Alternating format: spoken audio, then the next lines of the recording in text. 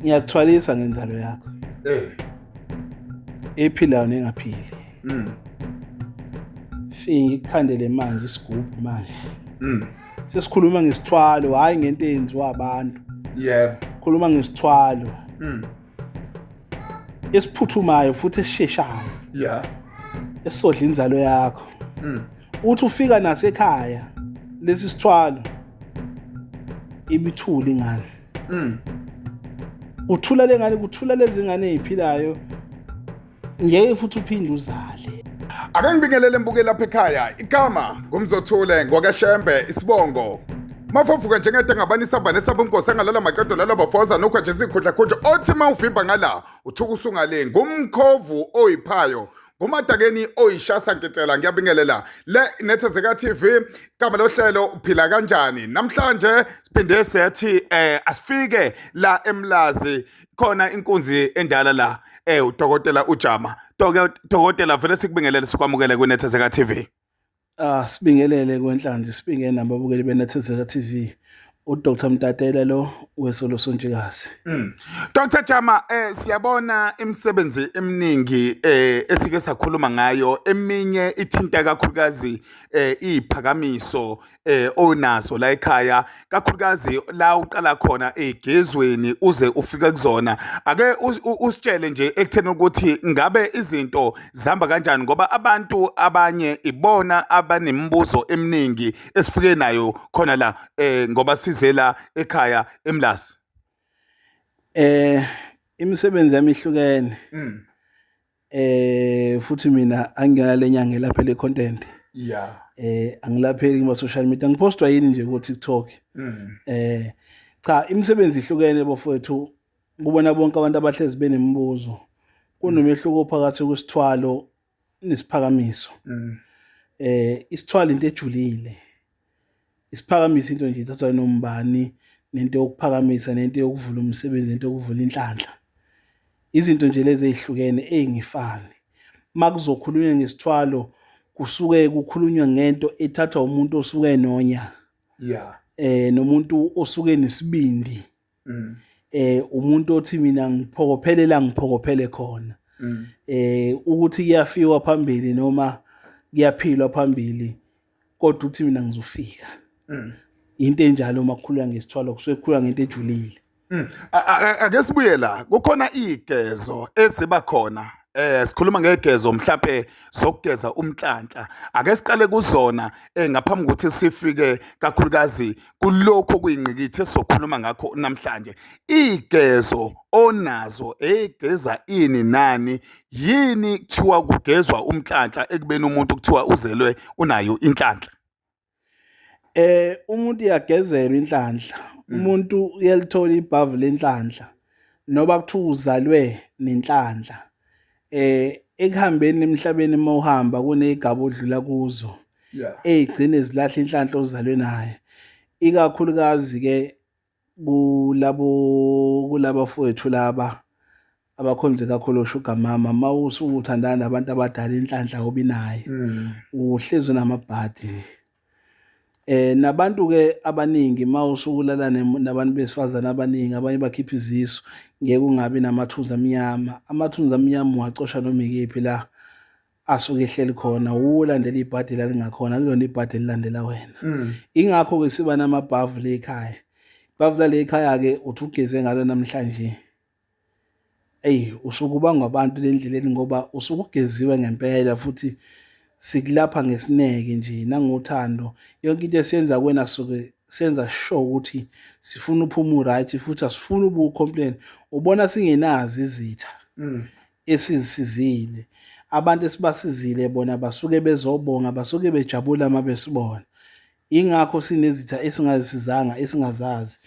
Ingakho mawugezwa le ekhaya ugezwe bese umphumelo ubona manje ngoba usukugezwe lokwangempela. Yeah. Okusho ukuthi umuntu makuthiwa unenhlanhla noma kukhona umhlanhla anabo kumele nabo umhlanhla ebusukumele shothi umhlanhla nabo buyasukunyelwa. Yonke into emhlabeni iyahlangabezwa. Mawunenhlanhla fanele uyihlangabeze, funa ukuthi le nhlanhla yakho iqhamuka kuphi ubani. Oh yeah. Njengoba sinezizwe ezimhlophe ezokuphakamisa inhlanhla yasekhaya komame okugezwa ngabe bese uyimisela lento uyimisela ekhaya sikunikeza umgomo kuyimisela ukuthi uzoyimisela kanjani. Khona mhlawumbe ozothi uyayimisela kuthiwa mfuka uyimisele ngezibane ezimhlophe kuphela nenkukhu emhlophe. Bese kuthiwa le hamba uyimisele ngenkukhu yesiZulu inkukhu empangela, hamba ufike uyiqala emfuleni, ufike ugeze uqala emfuleni, bese ubuya nalezo yibani uzoyimisela izibani, uzoyimisela izibani ekhaya ukuze uzophakamisa lesi salokwazi sakunikeza inhlanhla. Ngoba wonke umuntu emhlabeni uzalwa efumbethe. Ukuzalwa kwakhe efumbethe usuke efumbethe into ayiphiwe. Yiyo le esiyithatha thina ngenkani siyiphoqe ngenkani ukuthi ayiphakame lento isebenze kumuntu bese iyaphila kuye. Ethi noma enze into akayenze yenzeke. Kungabi ukuthi umuntu wenza into yakhe sezimnyama uhambe ehaqa yona yonke imimoya. Uma uwumuntu emhlabeni uphila, kufanele isikhathi ukwazi ukuvuka uphalaze noma into ukuziba intathu ukuze lamathunzi amnyama esambe siweqa noma ikephi la suke siweqa khona ikwazi lento ukuthi imbuleke isale uwena umuntu uphila phaqa. Ngikuzwa kahle dokotela ke sesibuya la ekuthenini ukuthi la ekhaya kukhona onakho okuphakamisa, kukhona onakho othi kujulile okuyisithwalo okuyisitshatho sabantu abanesibindi. Ngicela uhlukanisela lapho emva kalokho mase singena nje kakhulukazi ekutheni ukuthi isiphakamiso sima kanjani, isitshatho sima kanjani sona. Isiphakamiso siyakhandela isigubhu. Lesi sigubhu sakho susekwento akubona ukuthi uyathwala. Yeah. Nazi igubhu ihlukene. Isiphakamiso sakho lesi esizosimisela imigomo yakho ukuthi la uzokwenza kanje into engadlile utho into edla emva kwesikhathi ekalela wena isikhathi ukuthi ngosikhathi esithile lokhu kusuke kwenza ukuthi ngesikhathi esithile lokhu kusuke kudinga ukuthi bese kuzoba khona into etshalwe egcekeni ezophakamisa. Ikhona into etshalwe egcekeni ezoba isithwalo kodwa khona into ethiwa iyaphakamisa ivusa into ekhona noma ithwebula imimoya yonke yabantu noma imimoya eheleza emoyeni, imimoya edukile ezokwazi ukuzosebenzela lapha ekhaya edonsayo mawume lapha. Ivamisa ke ubona sigcila kubelaphi nakubefundisi ingoba ibona abantu abasuke bedinga lento ekuthiwa isiphakamiso noma abantu abasuke bedinga lento ekuthiwa isithwalo. Isithwalo ke isithwalo sikhona isithwalo esitshalwe egcekeni. Yeah. Lesi sithwalo esitshalwe egcekeni zehlukene. Kukhona isipoki, kukhona amanzi, kukhona inhlanhla emhlophe, inhlanhla emnyama, khona inhlanhla emhlophe. Bese kuzoba khona isithwalo. Isitshalwa ngekhanda leyagu. Ikhanda lengulube. Ayikho ke inyanga yazi isithwalo isitshalwa ngengulube. Ositshala egcekeni noma usitshale ethuneni ingulube iyathwebula. Yesizulu hayi le yesilungu. Esitshalwa ngekhanda lengulube. Into esuke izwethobula yonke imimoya and mawuyitshala lento ofanele ushisa impepho zonke ishunqe lento mawuzoyenzela emathuneni uzoyenzela ethuneni lakini noma uzoyenzela egcekeni lakini uyenze lento ithwebule yonke imimoya ubize into osuke uyifuna ngaleso sikhathi uthi mina ngifuna u1 no2 no3 iyophakama lento bese uqema uqede iphakama lento uthi intuthu isikwe ngame yonke kade ukhuluma leli khanda leli lihlohla lomuntu osuke uzonikezwa wona. Esuke elizophakamisa wena lento isuke futhi sicatshiwe kuwe Egazini. iphila kuwe lento egazini lakho. Akekho umuntu ophuma lekhaya ethi akalitholanga usizo. Yeah. Bona bonke abantu benethezeka TV bonke. Yeah. Ngithi nje mina bayalazi iqiniso ngekukhuluma mina kuyokhuluma bona iqiniso laziwa yibo nami futhi iqiniso laziwa yimi. Akekho umuntu wenethezeka TV owafika wazophamisa umsebenzi la wathi akwenzekanga mhlawumbe nangabe senayithola ingcebo ngaphandle bona ngiyangifihlela. Ake ngibuye la. Usakhuluma leyo yokuthi izehlukene zona. Ngifuna la kuyithwala okuqala ngoba ithwala ukukhuluma ngokuthi abakhona abantu abathi isithwalo siyingozi, abanye bathatha lento ayinamngozi. Mase kuba khona la uthi wena enkulumeni yakho yaphambilini ethi khona isithwalo sifuna abantu abanesibindi. Abantu abaziyo ukuthi bafunani futhi abangena abasuke sebebhekele yonto njengebhubesi malibheka inyamazane likhipha kwezinye inyamazane alinake isemaceleni. Ngifuna ukuya lapha ekuthenini ukuthi ibuphi ubungozi beyithwalo onazo kakhulukazi. Ngizobuyela futhi nasenkulumeni yaphambilini kodwa ke siqale lapho engozini.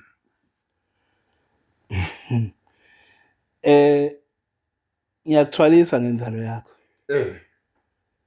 ephilayo nengaphili. Ngikukhandele manje isigubhu manje. Sesikhuluma ngesithwalo hayi ngento eyenziwa abantu. Yebo. Khuluma ngesithwalo esiphuthumayo futhi esisheshayo. Yeah. Esodla inzalo yakho. Uthi ufika nasekhaya lesi sithwalo ibithula ingane. Uthula lengane, kuthula lezi ngane eziphilayo, ngeke futhi uphinde uzale. Makuthiwa ke kukhandwa isithwalo. Isithwalo ke ubona bekhuluma ngezithwalo. Futhi uma uyothwala uhamba ukhuluma ukuthi mina sayothwala. Cha. Futhi noma ubuya khona ubuya uthule, ufela ngaphakathi ngoba uthula nalento uzofe. Izinsizwa ziyahlula abantu besifazane. Umuntu wesifazane ekwazi ukuhamba uyothwala buyithula lehlele phansi. Utho ukuthi anibathola abantwana akasho lutho futhi. Akanendaba futhi. Into ayifunayo. Khona uthi isebenza umphakamisela uMamlambo enyangeni edlule. Laba phesheya sake salapha emathuneni. Yebo. Wayithatha lento angaba nankinga. Kodwa indoda kuthe masefanele ithathe lento iyabaleka nebhayi yahamba nomphela. Ngoba ni iyayisibona into engakazi ibone ngamehlo. Yebo. Into engakazi ibone ngamehlo. Uzozwa umuntu ongayazi lento atawamanga. Kodwa uwazi khona uzobona ukuthi lento yenziwa. Akekho umuntu othi meyothwala athi ngiyothwala manje. Eqoqa abangani bakhe noma eqoqe ethi siyahamba sizwa kuthiwa khona inyanga ethwalisayo ake siqoqe amadoda sihlanganise izimali ezithile. Ayenziwa leyo nto. Mina ngifuna ukuya lapha ekutheni ukuthi abantu sibabona na kuma social media bebhala ethi hayi ngathi ngizama ukuthatha lento kwangathwaleka. Ubhala kanjani ukuthi uke wazama ukuthwala kwangathwaleka ekubeni unezihlobo nabangani unefamily kodwa lento iyimfihlo indaba yokuthwala. Indaba yokuthwala iyimfihlo ngisho nothwela kasho ukuthi uthwele. Yeah. Ngoba iyimfihlo yakhe yabona usuku uthatha isinqumo. Yeah. Makuthiwa kunento oyozufe unayo ungeke uzuyitshele umuntu. Mayothwala usuku uyothatha leso sinqumo. Ufana nento nomuntu osuke eyothwala ngenzuza. Awuphinde leyo. Awuphinde ngoba ngiyakuzwa ukuthi ufuna ukungena kuyona kumuntu oyothwala ngenzuza. Isithwalo senzuza othi noma usuphakathi useduze kwesiziba wenza usiko lakhona. Into osuke uyibone lapha awubuyi ixoxele umuntu. Yeah. Ngoba usuke ubona into ongazi uzuyibone ngamehlo. Ngesikhathi lento iphakama lemanzini. Kubaleka ngisho umelaphi. Mawusuka ungazi ukuthi yini ezophuma lapha ngoba uphuma uphahlile.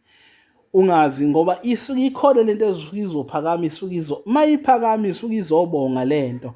Ngoba usuke uphethe imbuzi eusiko lwakhona lento. Osuke uzoyicela ngoba usuke uzocela umcebo bese uphatha igona lokho okuthiwa isigubhu osuke sesikhandiwe esizohlala eduze kwesiziba la uzosibeka khona njalo ngenyanga kunemgomo ukuthi uyahamba njalo ekseni ufike kwenza usiko lakhona lapha ngoba lento usuke usuyicelile lento isuke inganyelwe umnikazi wesizwe. Yebo. Okay. Uke wathinta la ekuthenini ukuthi endabeni yokuthi uyamthwalisa umuntu ngenzalo kubhubha labantwana abaphilayo mase kubhubhe bona mhlawumbe asithi babili mase ufuna ukudla ngokulandelayo kwenzakalani? idle sibelethweni sakho ngeyophinde ube nenzalo. Okusho ukuthi sidla inzalo ke manje fanele ngabe iba khona noma ayingene nje kwifamily noma kubantu bomndeni abasondelene nami. Ayingeni kwifamily, idla nje inzalo efanele ibe khona. Okay. Ngifuna sibuyele emuva kwenye yezinkulumo. Wakhuluma ekutheni ukuthi kukhona into okuyinika umuntu masengaye ekhaya ngisho ngabe kuhlatshiwe. Ngabe lokho kusuke kusekwenziwa yini? Usukunikeza isipoko.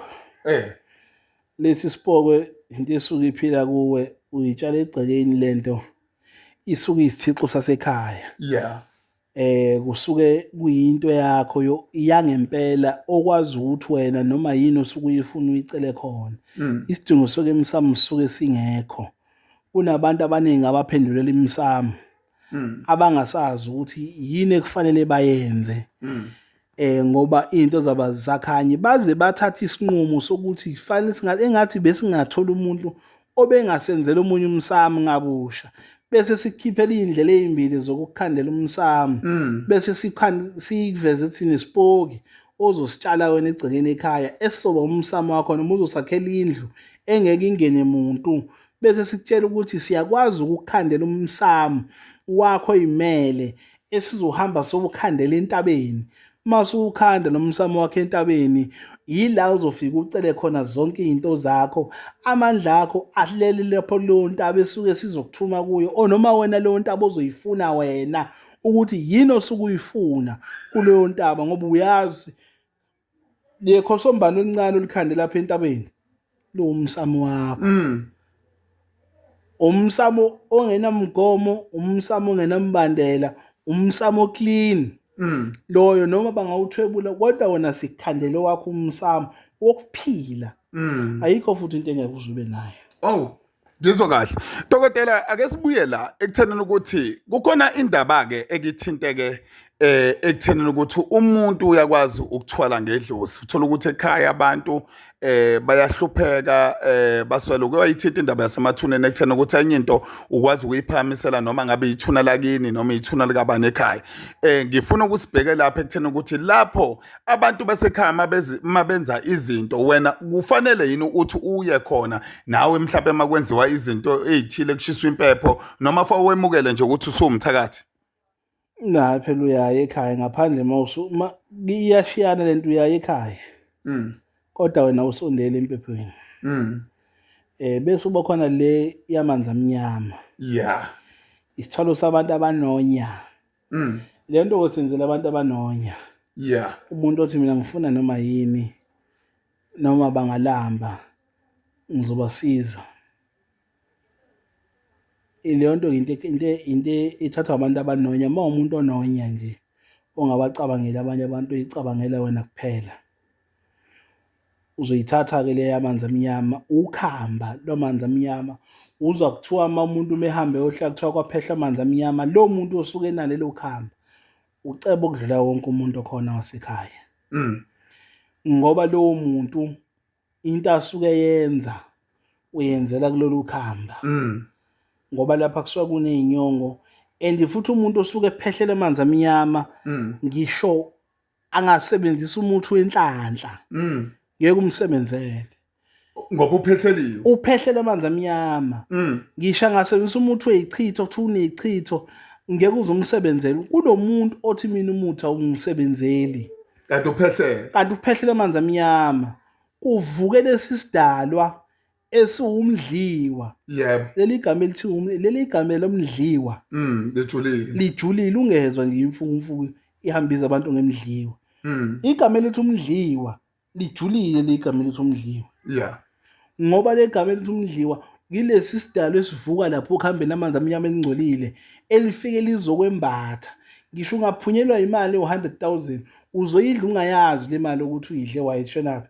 Ngisho ungashela intombi asendaweni uphethe lo 100,000 izokuqoma kodwa manje yaphela le mali izokushiya unyanye ngisho umqwayizwe endawo akunyanye ekubuka ngoba wena uphehlela amanzi amnyama ngisho usebenzisa umuthi awukusebenzeli usebenzisa umuthi wesichitho angithi kulolu ukhamba khona lonke uhlobo lomuthi lokulapha isichitho ukhona lonke uhlobo lomuthi lwenhlanhla wena into ezikusebenzele uzosetshenzelwa isiwasho ngoba usuke udonsa amanono.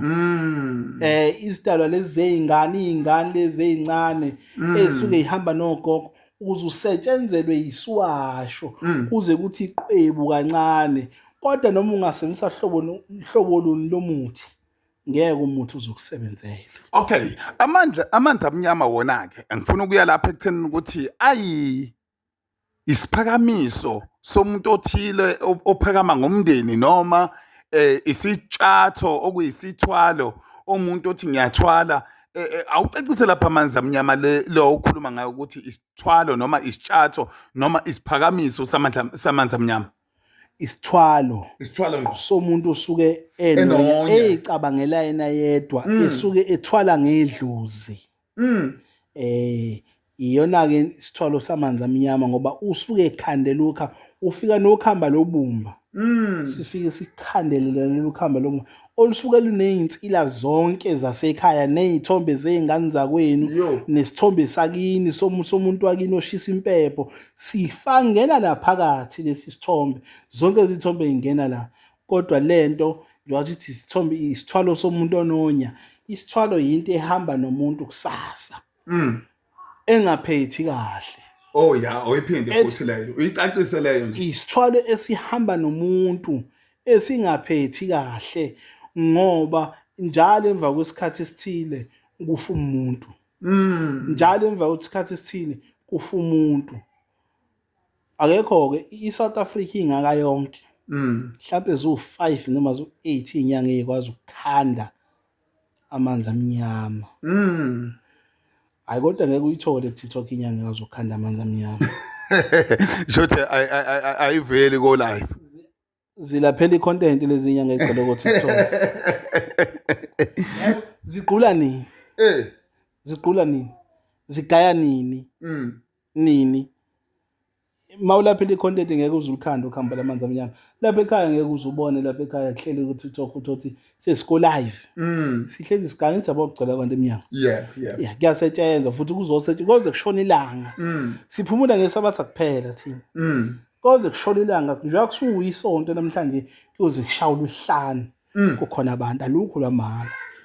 Ake sibuye la ekuthenini ukuthi khuluma nomuntu njengamanje osekhaya ubungozi ubuthintile wabuthinta ubuhle ukuthi wena uyaphumelela wena osukufisa ukwenza leyo nto.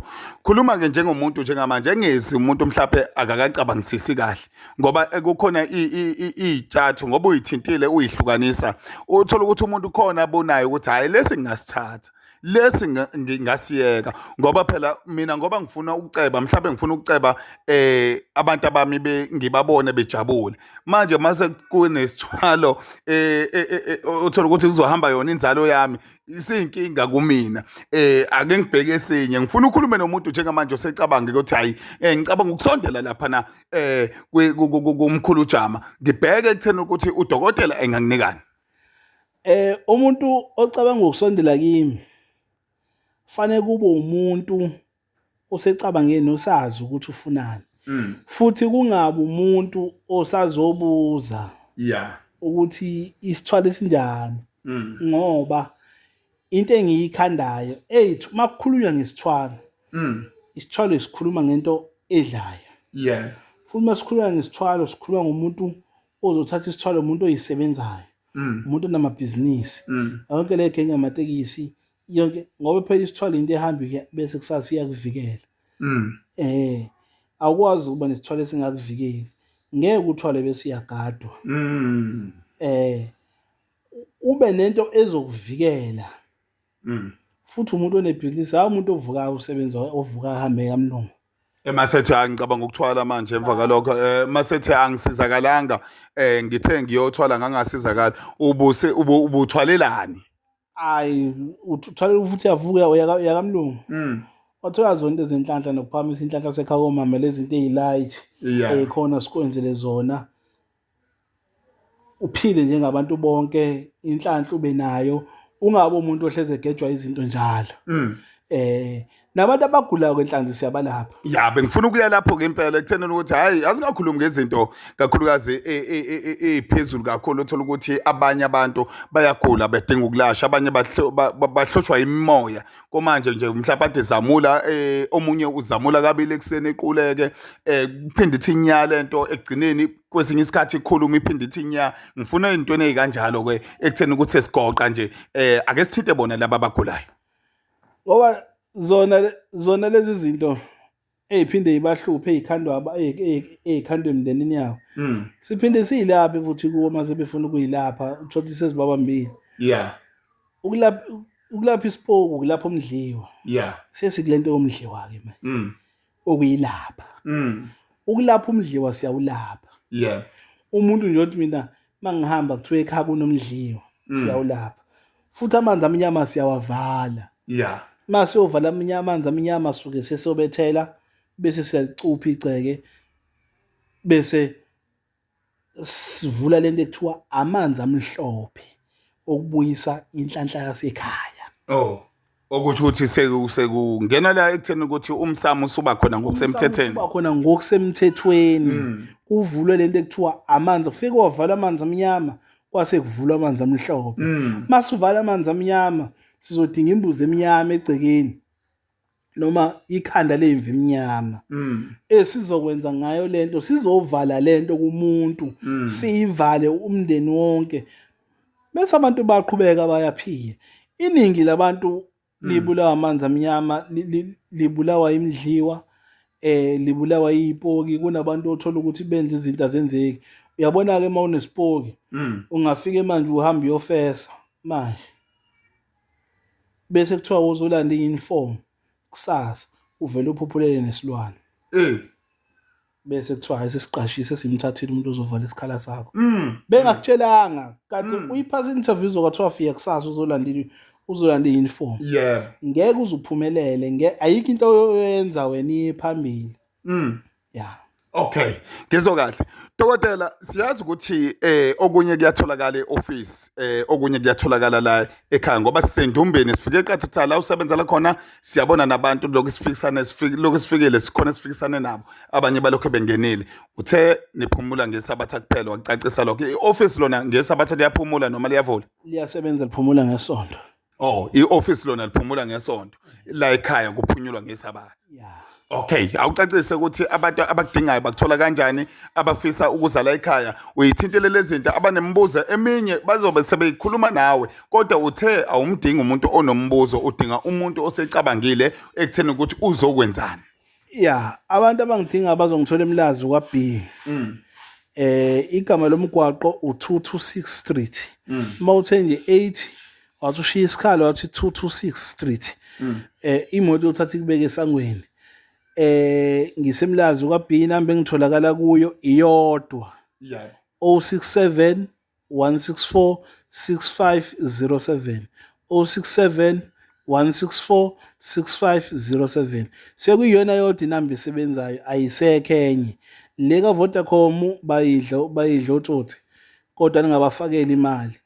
Abantu abadinga usizo bazongifonela mawufuna ukuconfirm ukuthi yimi uzofona ngevideo call uconfirm ukuthi yimi kodwa isikhathi sokufona abantu abagcina ukufona ngo8 nami ngisuke ngifuna ukubona isikhathi somndeni nami ngumuntu nami njengabantu bonke njengoba nabantu nami ngidinga ukuthi ngiphumule bese beka abantu okungishaya ngo-callback I love you siganwe zinkanyamba. Abantu ke abaye kushaya ngo-callback akusende ama message asibona abangani umuntu osuke edinga usizo bese ukuthi ke bonke abantu bafowethu mawuza ukuthi ufisa ukungithuka ilocation ngikunikezile uzongithukela egcekeni. Angiyona ke lenyanga elaphela icontent kufana lezi inyanga enamakhanda amakhulu ezingazilutho ngokwelapha ozizwa siyikhuluma nje neke futhi nokuthuma abantu ukuthi basithuke asilaphe ngeke siniphendule sizonibuka nje kodwa kuloko lekusho isigqulu. Yes. Silesisho umkunzi mingakephi. Yeah. Ayikona ngintshela abafana nginkunzi. Yeah. Emkunzini ke nginkunzi ngiyawugaya futhi umuthi ngiyawazi. Ya seningabathuma nje nibakhokhela u100 bakhulume into abayikhulumayo kodwa ayibafana nginkunzi ke uyangibona ngingagada futhi ngiyohlala ngingagada ngeke ngigadele nje ukuthi ngithokwa yini. Hayi bese kuzoba yilabantu enisonta nabo. Hayi yabona abantu enisonta nabo abantu engqondo encane.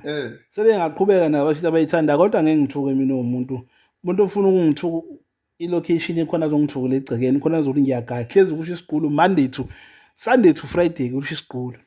Mangiqede la ngiyosika kuzobe kugaywa kabi yeah. Ayi Dr. Chama, sibonga kakhulu ngesikhathi sakho osinike sona njengeNethezeka TV. Sibonge nakho konke othe wasiqashisa kona ngoba egcineni umuntu akathi mefika la ekhaya athathe into ayaziyo umngozi bayo, naziyo ukuthi umngozi bayo uhamba bugcine phi nokuthi ke uma usuka ungasuki usanongabazane. Hayi ungasuki nongabazane iza nje. Mawufuna isiphakamiso ngezwe ithwende zokuphakamisa zizokuthi umsebenzi wami bese kuzoba lezi inyanga nezangoma ezithi akusebenzeki zavalwa ogobela bazo ngoba ogobela banomona. Umuntu othi ngavalwa ogobela wami akusebenzeki sondela uzongibona ngizokuvulela umsebenzi. Imisebenzi ngiyayivula ayifunakali kule nyanga kulonyaka inyanga ingasebenzi. Azizi inyanga zizosebenza. Zovula umsebenzi. Siyabonga.